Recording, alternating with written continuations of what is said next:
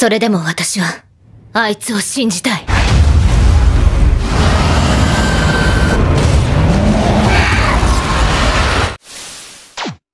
Wah, udah hari Minggu aja nih cuy. Kalian tahu kan ini jadwalnya siapa? Yap, sudah saatnya kita melanjutkan Om Kaiju Overpower. Sebelum kita mulai videonya, gua minta tolong dengan sangat ke kalian semua buat dengerin apa yang mau gua ucapin. Yang pertama, anime itu bukan dibuat oleh YouTuber alur cerita. Jadi, nanggung atau bukannya itu ya jelas bukan urusan kami. Dan yang kedua, anime itu rilis 1 episode per minggu. Dan jadwal gua itu rata-rata di sore hari. Kalau sudah paham, tolong dipencet tombol subrek, like, dan sekalian aktifin lonceng notifikasi di bawah. Biar kalian semua gak ketinggalan update video gua di channel ini. Dan buat yang mau support lebih, kalian bisa join membership gocingannya WOM 2.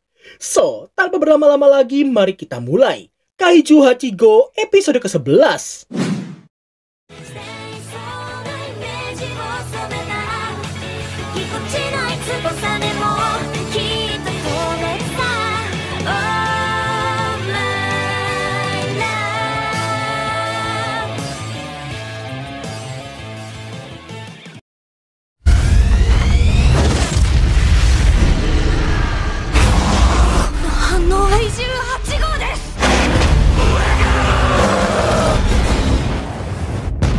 Kaiju Hachigo拘束する.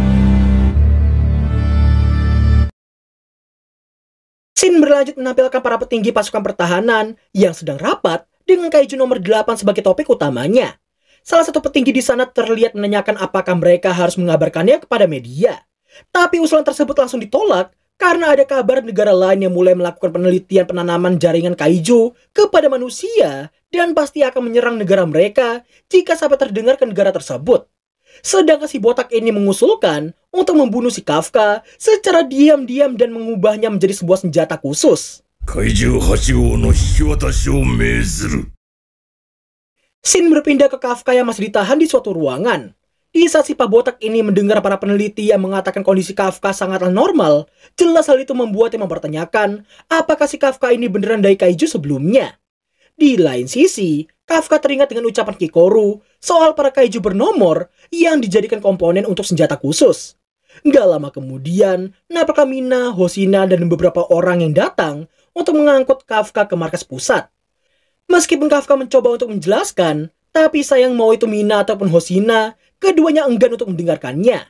Sembari diawasi lewat monitor ruang komando, Kafka terus berjalan sampai akhirnya dia keluar dari fasilitas tersebut.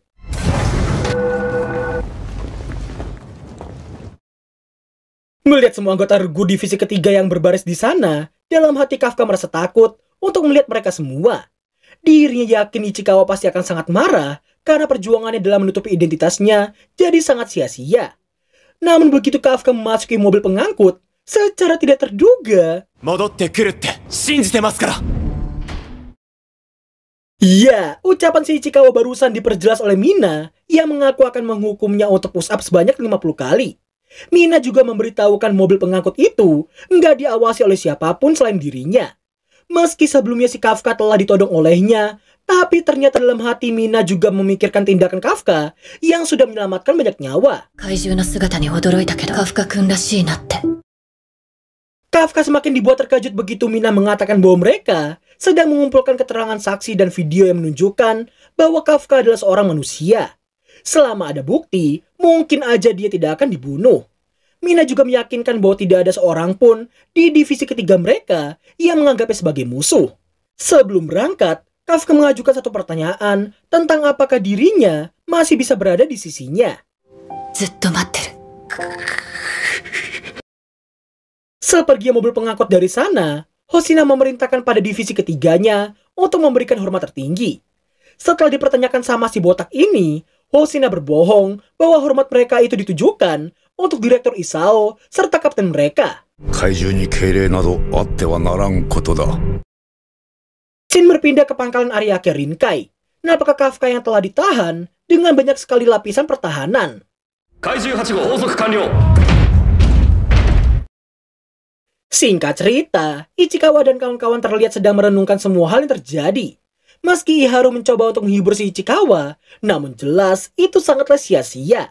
Mina selalu memberitahukan bahwa Kafka adalah orang yang telah menyelamatkannya dari serangan kaiju kemarin. Kafka juga lah yang telah menemukan kelemahan dari para kaiju.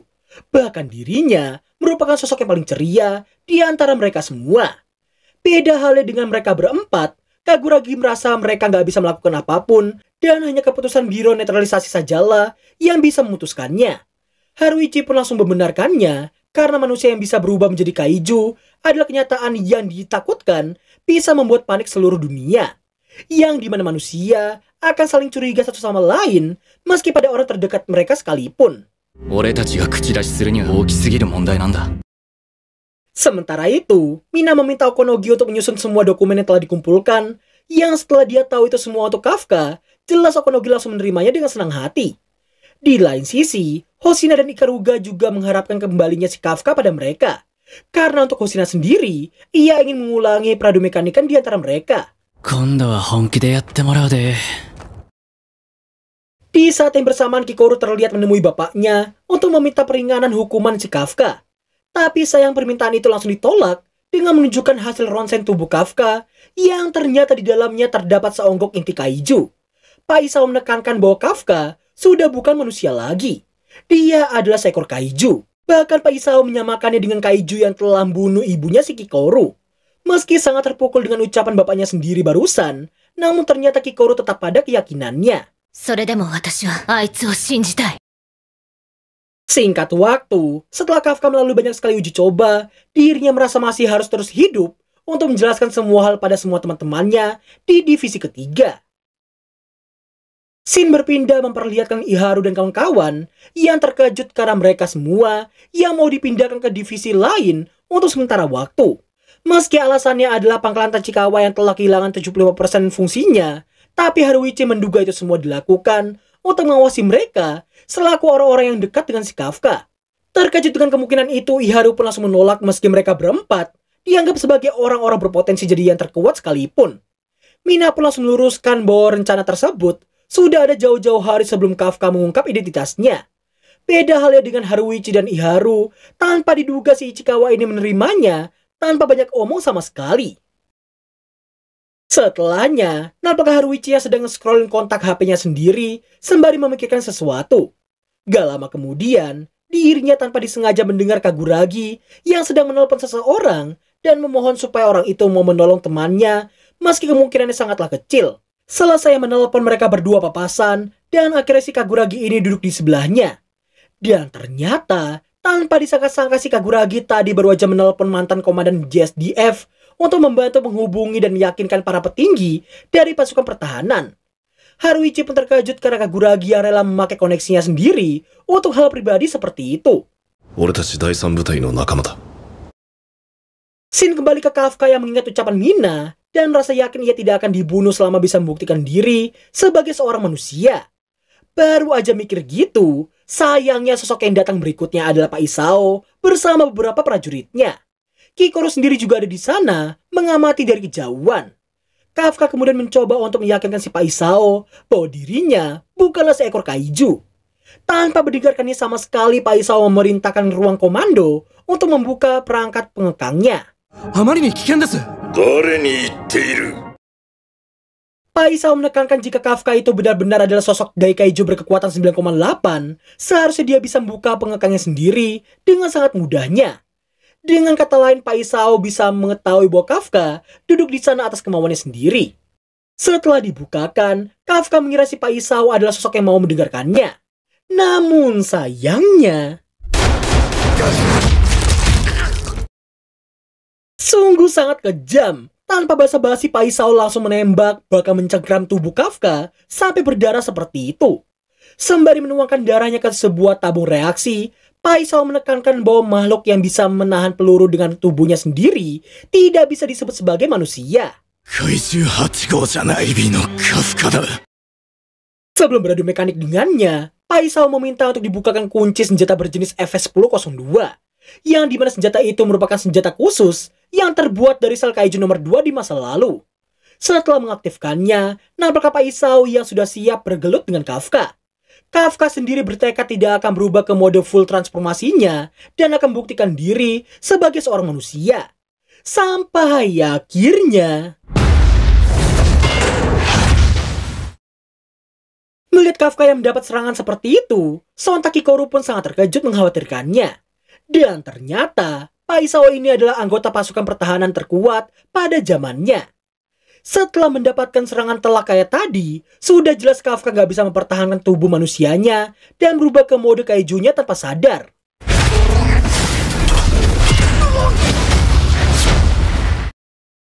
Sungguh sangat brutal. Tanpa memberi napas sama sekali pada Kafka, Paisao terus menggempurnya tanpa henti.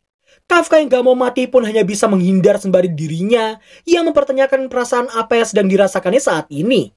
Perasaan tersebut seolah-olah dia sedang melawan sosok Daikaiju seperti halnya si Kaiju nomor 9 dan 10 sebelumnya. Singkat waktu, si botak ini menjelaskan soal senjata Paisao yang terbuat dari sel Kaiju nomor 2. Yang dimana pada saat itu Kaiju nomor 2 adalah Daikaiju yang hampir meluluhlantahkan hampir seluruh kota Sapporo pada tahun 1972. Setelah banyak sekali perjuangan dan menjatuhkan banyak korban di sana, pada akhirnya mereka bisa mengalahkannya. Dan ketika tubuhnya diolah jadi sarung tinju FS1002, hanya Paisao lah yang bisa menggunakannya. Serangan demi serangan yang diterima oleh Kafka membuatnya sadar maksud dari pembuatan senjata khusus yang dikatakan oleh Kikoru sebelumnya. Meski mencoba untuk menghindari serangan berikutnya, namun karena nggak bisa gerak sama sekali, di sini Kafka dibuat sangat-sangat shock begitu melihat kakinya sendiri yang udah terpenggal entah sejak kapan. Dan akhirnya, Kafka harus menerima serangan telak dari Paisao. Meskipun Kikoru merasa lega karena Kafka yang baik-baik aja, namun nyatanya Paisao saat ini tidak sedang menghadapi sosok Kafka Hibino. Kikoru sendiri akhirnya menyadari ada sesuatu yang aneh dengan penampilan Kafka saat ini. Dan ternyata sontak semua peneliti di sana pun dibuat sangat terkejut karena cuma dengan aumannya saja Kaiju nomor 8 bisa meretakkan kaca anti Kaiju mereka.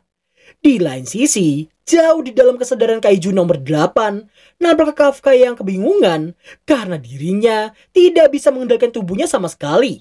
Di luar kesadaran tersebut, Kaiju nomor 8 terus bertransformasi menjadi sosok yang sangat-sangat mengerikan.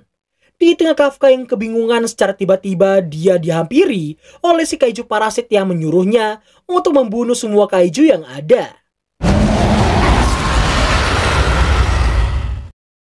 Dan berakhirlah alur cerita anime Kaiju Hachigo episode ke-11. Nanggung banget sih bang, nanggung banget, anjir nanggung bang, kenapa nggak langsung aja? Nah ini nih, gua gak tahu yang komen itu bocil beneran atau remaja bocil. Tapi kalian itu harus dengerin apa yang gua ucapin di opening tadi cuy. Jangan asal ada banyak omong, skip aja ke isinya ah. Komentar itu mencerminkan pribadi seseorang cuy. Kalau sudah diberitahu di awal tapi masih komen kayak gitu, bisa gue pastikan di kelas dia tipe bocil-bocil yang kryptonian yang nganggep dengerin orang adalah hal yang sangat kudaranai. Gue jelasin sekali lagi ya adik-adikku ya. Anime bukan dibuat oleh YouTuber alur cerita anime. Dan kami ini bukan animator. Kami ini hanya sekedar merekap ceritanya doang biar lebih mudah. Semisal kalian mau nonton full 22 menit ya Kaiju Hachigo ini, endingnya tetap sama. Misal episode ke-11 ini nih ya, endingnya itu Kafka kan lagi nyerang si Komandan Isao. Ya, kalau kalian nonton fullnya juga 22 menit itu, sama aja endingnya bakalan Kafka nyerang Komandan Isao terus udah. Kenapa dibuat begitu? Karena marketing anime emang seringkali dibuat begitu. Sengaja dibuat penasaran, biar penontonnya itu pada penasaran juga. Dan berakhir rela nunggu 1 minggu, sembari menaikkan hype-nya si anime tersebut sampai ke batas tertentu. Alhasil nih ya, pas episode yang ditunggu-tunggu itu rilis, boom, penontonnya itu bakal melonjak. Tapi kan harusnya bisa dibuat gak penasaran bang. Memang bisa, tapi gak bakal bisa boom seperti yang gue bilang tadi. Kalau masih mau protes nih ya, silakan minta tiket pesawat ke Jepang ke orang tua kalian masing-masing. Gedor-gedor pintu studio production IG, lalu omelin CEO, produser, atau sekalian mampir ke rumah mangakanya. Kenapa animenya dibuat tanggung sih? Aku jadi ngompol nih gara-gara harus nungguin seminggu. Yang ada ya adik-adik ya, sekalian ya bakalan di-ban dari Jepang. Atau minimal dilempar ke tengah hutan Aokigahara. tut tut tut tut tut.